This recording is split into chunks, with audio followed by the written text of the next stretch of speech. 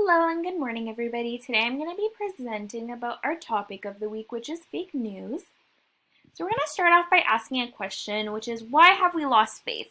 Why have we lost faith in the news, journalists, and their objectivity? So there are two main reasons why we lost faith. People started noticing and or believing that the practices that journalists use for objectivity were an illusion or a practice that were meant to protect themselves. So the practices that journalists were using were less about providing the most accurate news for the public and the news with the least biases, but it was meant to protect themselves and to protect their careers, which rendered people skeptical. Second being the introduction of internet, cable news, and social media. The introduction of these different platforms to consume news allowed for a lot of different opinions and perspectives that contradicted one another. And then people began to become skeptical of the news and thinking, how are we so sure that this opinion that they're broadcasting is actually the truth?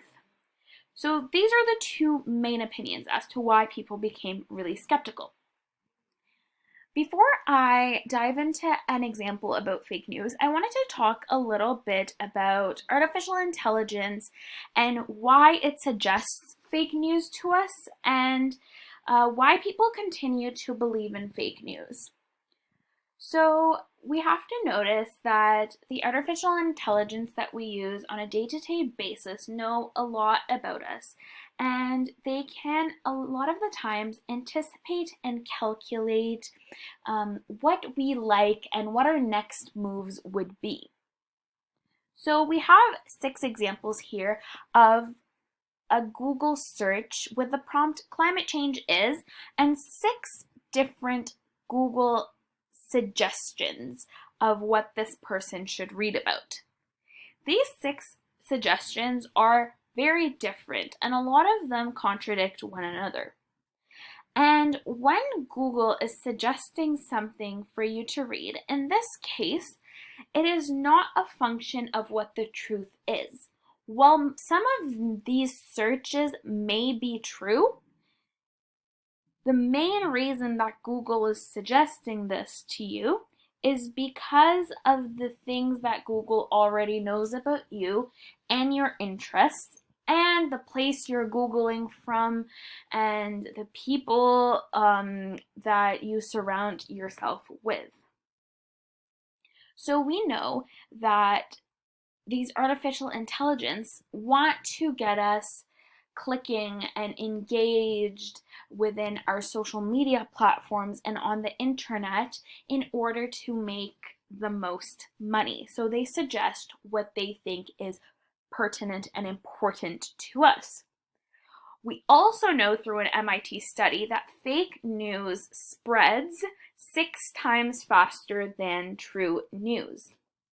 So a lot of these times, through our social media and our internet searches, these fake news messages go unregulated because they make so much money for social media platforms and for these different entities. So they don't want to really get rid of what they call harmless fake news because they're allowing people to express themselves. They're allowing people to find what they want to click on, what they want to read, while also making a lot of money. So let's see our example here of a piece of news called Pizzagate. Before I share this piece of news, I want everybody to remember that everybody lives in completely different worlds based off of our own reality that we have created for ourselves and our own facts that we believe in, and the false sense kind of that everybody around us agrees with us due to the constant point of view we are being shown on social media. We're constantly being shown our point of view again, so it comes to a point where we believe that everybody agrees with us. And once we come to this point, we're unable to consume the facts that oppose our point of view. So before I share with this example, I want everybody to remember that to not think that the people who believe this or that didn't believe this according to your point of view are dumb or stupid, or they believe in something that's completely unbelievable and couldn't be farther from the truth. We have to put our opinions aside and remember that really some people are constantly being fed these news articles and this narrative, so we have to keep an open mind. So, Pizzagate, if you're not familiar with it, is a piece of news that circulated in the 2016 elections about high-ranking Democrats. So, Pizzagate claimed that high-ranking Democrats were running a child human trafficking and sex ring in the basement of pizza parlors. So obviously the people that claimed that this was fake news were the Democrats. So the Democrats claimed that this was fake news because of their image, because of their campaign, because of Hillary Clinton's image, and because they wanted a good chance at elections, the 2016 elections. So they had to claim that this was fake news. Well, on the other side, the Republicans claimed that this was absolutely real. This was more in order to kind of, in my opinion, solidify their personal ideology and to push their own sense of reality back onto themselves. I say this meaning that if you see these news articles about Hillary Clinton and you're a Republican and you support Trump, you kind of want to be comfortable in this opinion that Hillary Clinton's a bad person, so you believe in these pieces of news, and absolutely you're not concerned, or you don't believe in that it's fake news, you absolutely believe in that it's true news. So this is an example of a piece of news that was deemed afterwards a conspiracy theory and fake news by most after Republicans started becoming really angry and taking firearms to pizza parlors to save the supposed kids that were there. But it has actually resurfaced on TikTok and through Instagram. So Justin Bieber, as you can see on the right here, was doing a live, and somebody commented, "Touch your hat if you were part of the Pizzagate operation or were a victim of the Pizzagate operation," something along those lines. So as you can see here in his comments, you see a lot of people making reference to him touching his hat. So you guys missed the message, pizza referring to Pizzagate, hat, and then another person commenting hat, among millions of other people commenting about this. So this resulted in Pizzagate becoming viral once again with over 82 million views on TikTok posts with hashtag Pizzagate in the late 2020s.